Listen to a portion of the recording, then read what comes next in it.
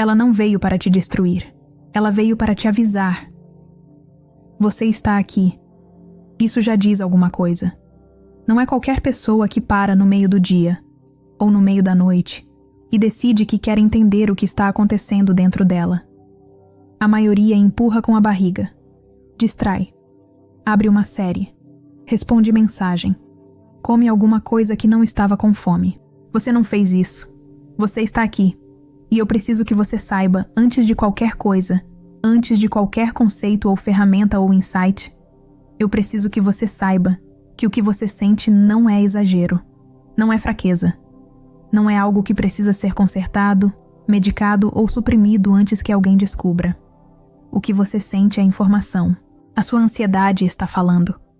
Há muito tempo. E a questão não é como calar ela.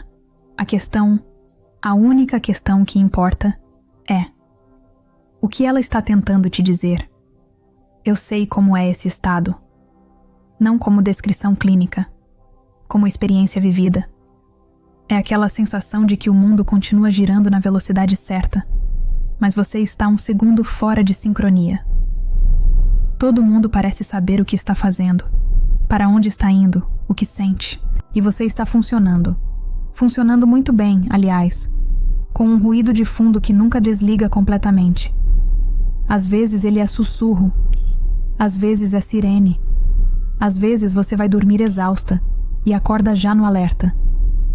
Você já explicou isso para alguém?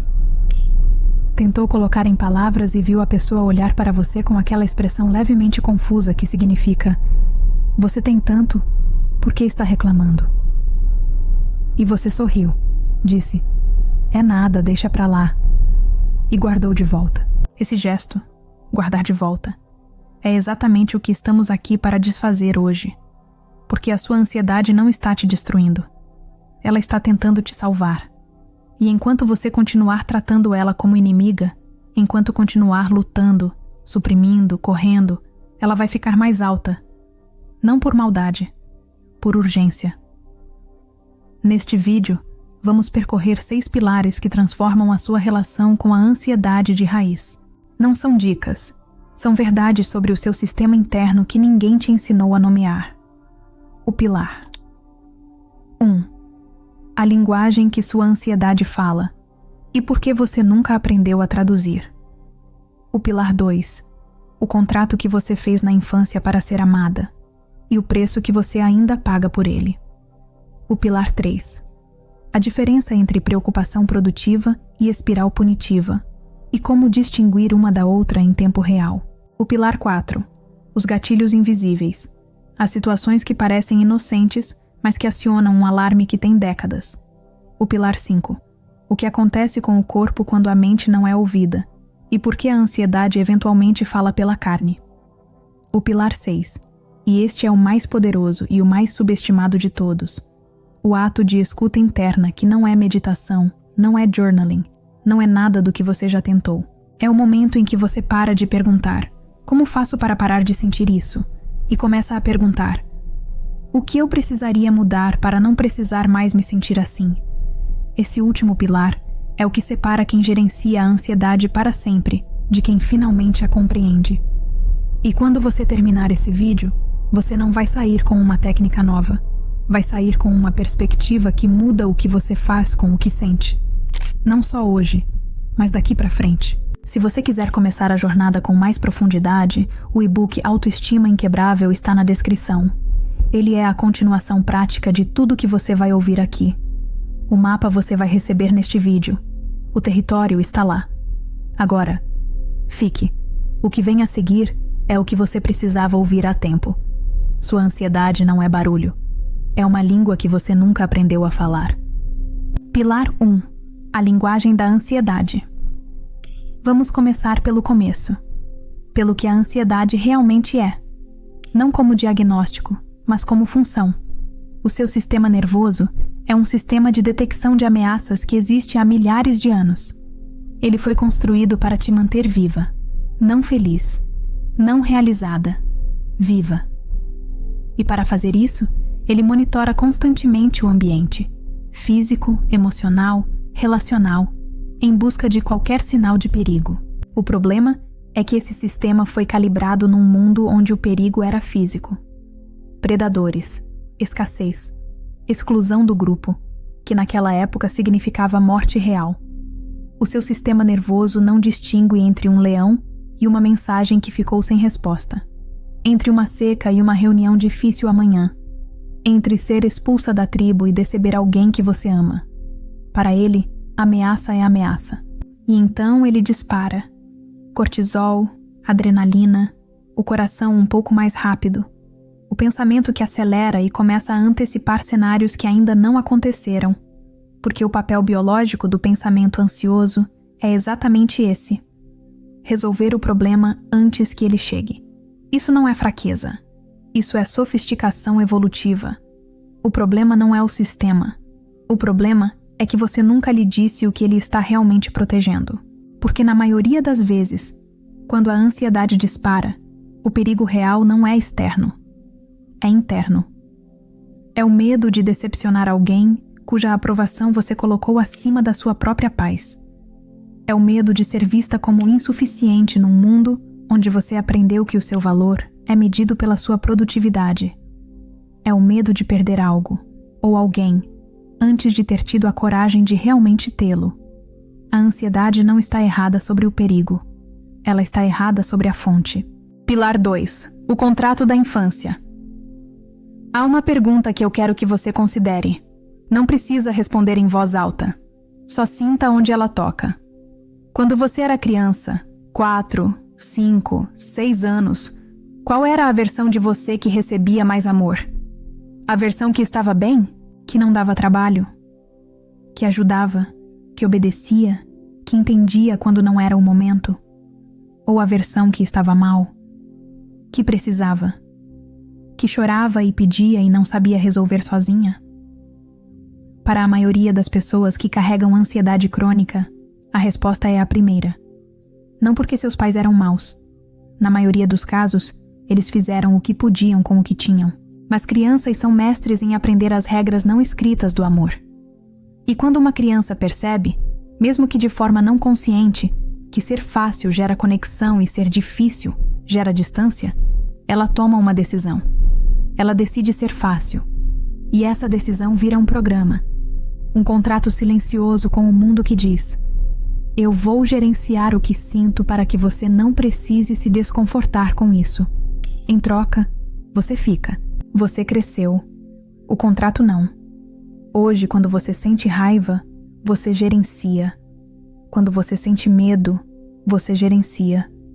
Quando você sente que está precisando de mais do que está recebendo, você gerencia. Você sorri, você ajusta, você minimiza. E o sistema nervoso, que foi desenhado para te proteger, percebe que há uma emoção que não está sendo processada, que há uma necessidade que não está sendo nomeada, que há uma verdade que está sendo engolida para que a relação permaneça intacta. E ele dispara o alarme, não porque você está em perigo, mas porque você está se traindo. E no nível mais profundo da psique, autotraição e perigo de morte são registrados da mesma forma. A ansiedade que você sente não é sobre o futuro. É sobre o presente que você está recusando a ver. Sobre o limite que você não está colocando. Sobre o não que você não está dizendo. Sobre a necessidade que você está chamando de egoísmo. A segunda pergunta que a ansiedade está fazendo é: quando foi a última vez que você priorizou o que precisa antes do que os outros esperavam de você? Preocupar não é planejar, é punir. Pilar 3. Preocupação produtiva versus espiral punitiva. Tem uma distinção que ninguém te ensinou sobre a ansiedade, e que quando você aprende, muda tudo sobre como você se relaciona com os seus próprios pensamentos. Existe preocupação que resolve. E existe preocupação que pune. A preocupação que resolve tem começo, meio e fim. Você identifica um problema real, você considera as suas opções reais, você toma uma ação ou aceita o que não está no seu controle. E o ciclo fecha. O pensamento cumpriu a sua função e vai embora. A preocupação que pune não tem fim. Ela começa num problema real, uma conversa que não aconteceu, uma decisão que precisa ser tomada, uma incerteza que existe. E em vez de resolver, ela expande. Ela começa a construir cenários. Piores casos. Versões de você que falharam, que decepcionaram, que não foram suficientes. Ela sai do problema e vai para o seu caráter, do evento para a identidade. Eu estraguei a reunião, se torna eu não sirvo para isso, se torna nunca fui boa o suficiente, se torna vou continuar assim para sempre. Isso não é pensamento ansioso. Isso é autopunição com a voz do pensamento. E aqui está o que a maioria das pessoas não percebe. Essa espiral não acontece à toa. Ela acontece nas situações onde há uma ferida que ainda não foi curada. Onde há uma crença sobre si mesma, instalada lá atrás, muito antes de você poder questionar, que ainda governa. A espiral não está te dizendo que você é um fracasso. Está te dizendo onde ainda há uma crença de que você é. Quando você sente o pensamento acelerando, quando percebe que foi de um problema específico para uma condenação geral de si mesma, pare. Não para suprimir, para perguntar: que crença antiga este momento está ativando? Não porque estou ansiosa, mas o que essa ansiedade está me pedindo para olhar? A diferença parece pequena, o efeito é radical. Porque quando você para de tentar desligar o alarme e começa a perguntar por que ele está ligado, você para de lutar contra si mesma e começa finalmente a se entender. O gatilho parece novo. A ferida é antiga. Pilar 4. Os gatilhos invisíveis. Você já teve a experiência de reagir a algo de forma completamente desproporcional ao que aconteceu? Uma mensagem seca de alguém que você ama e de repente o coração acelera. Os pensamentos disparam. Você começa a construir narrativas. Uma crítica pequena no trabalho e você passa horas ruminando, sentindo aquele peso no peito que vai muito além do comentário. Um plano que mudou de última hora e uma angústia que parece grande demais para o tamanho do inconveniente. E você se pergunta: por que estou reagindo assim? Isso não é nada. Mas a sua reação sabe algo que a sua mente racional ainda não admitiu. Aquilo não é nada no presente, mas é tudo no passado. Gatilhos são pontes. Eles conectam o presente a uma experiência anterior onde a dor foi grande demais para ser processada completamente. E quando uma situação atual tem elementos suficientemente parecidos com aquela experiência, o mesmo tom de voz, a mesma sensação de ser ignorada, a mesma incerteza sobre se você é amada, o sistema nervoso não espera para ver o que vai acontecer. Ele age como se o perigo antigo já tivesse chegado. E então, a sua reação não é ao que está acontecendo, é ao que aconteceu, e ao que você teme que aconteça de novo. Isso não significa que você é frágil.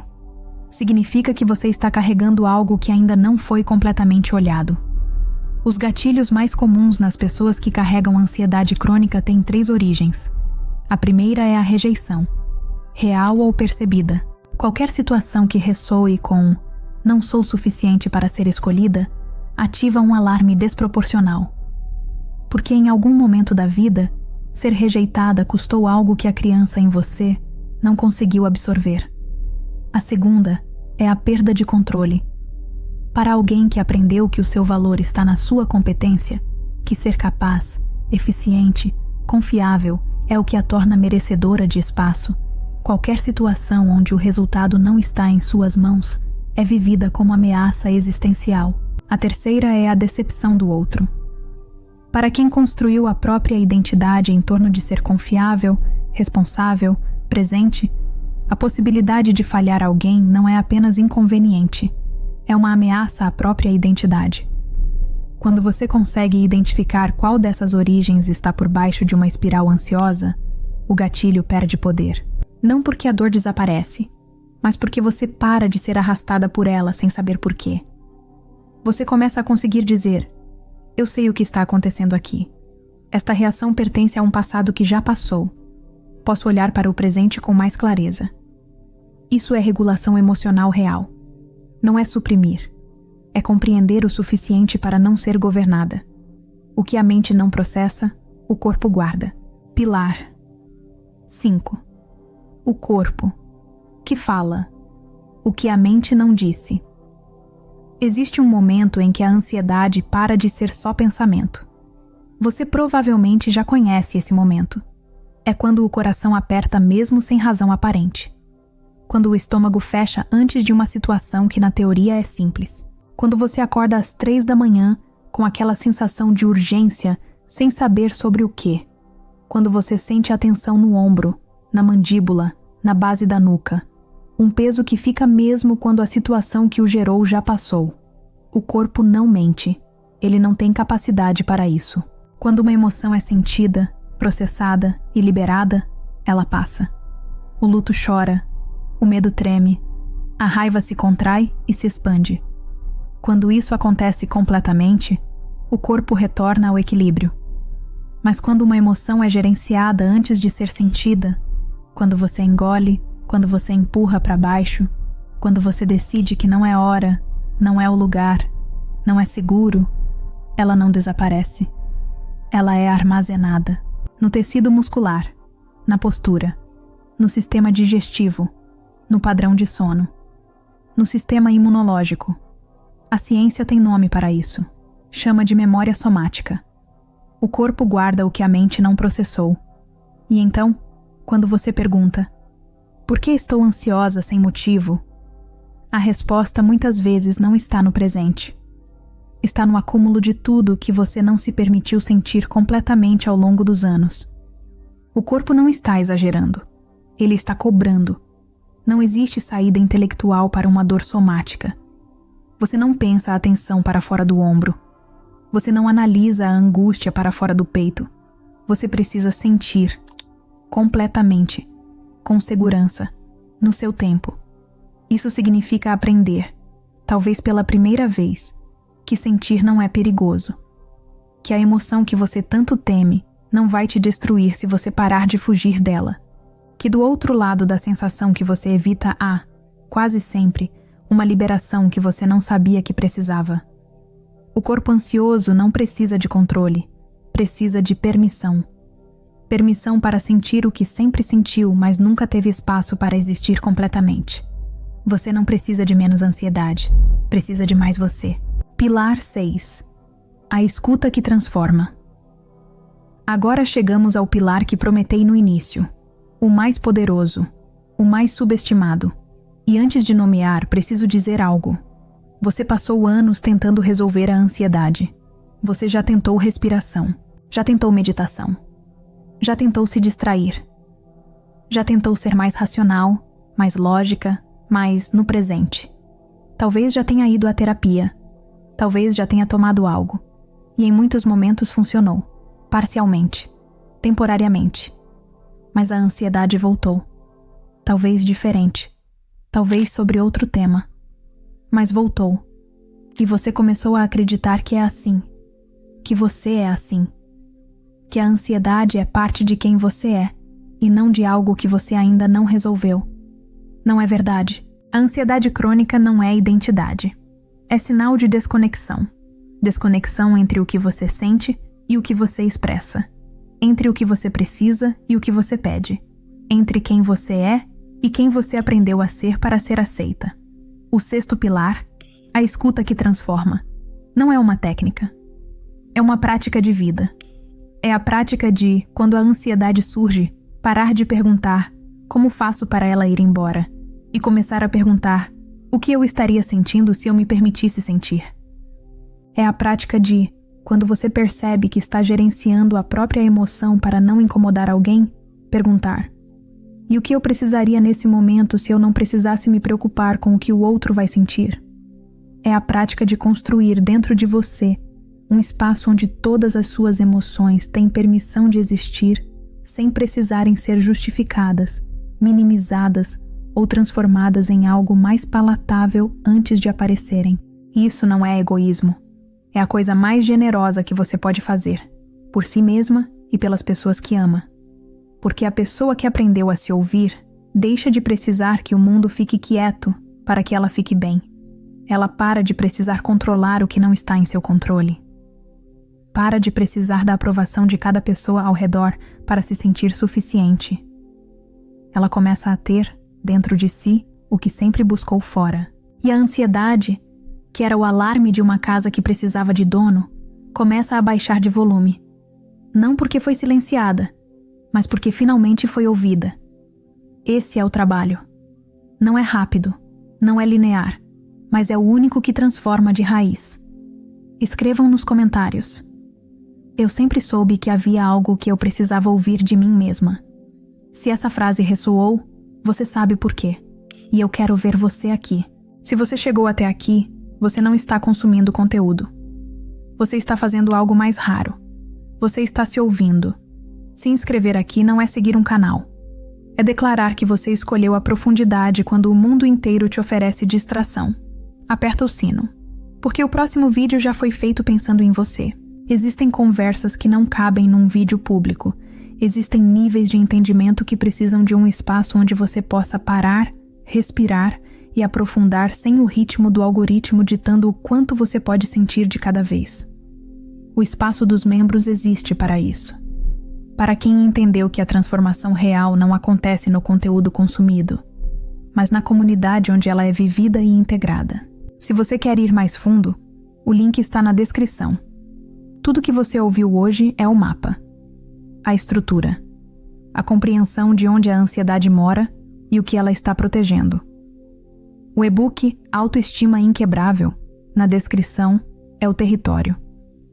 São as ferramentas específicas na sequência certa para você não apenas entender o que muda, mas viver a mudança. Para construir, de dentro para fora, a relação com você mesma que a ansiedade sempre esteve pedindo. Pega lá. Você merece esse próximo passo. E antes de fechar, uma última coisa. Você não precisa se tornar outra pessoa para não sofrer mais. Você precisa se tornar mais você, com mais permissão, com mais honestidade, com menos performance e mais presença. A ansiedade que você carregou até aqui não é o sinal de que você falhou. É o sinal de que você sentiu demais num mundo que te pediu para sentir menos. E o fato de você estar aqui, de ter ficado até o final, de ter se permitido ouvir, é a prova de que alguma parte de você já decidiu que dessa vez vai ser diferente. Você não está se tornando. Você já está sendo. Vai com isso.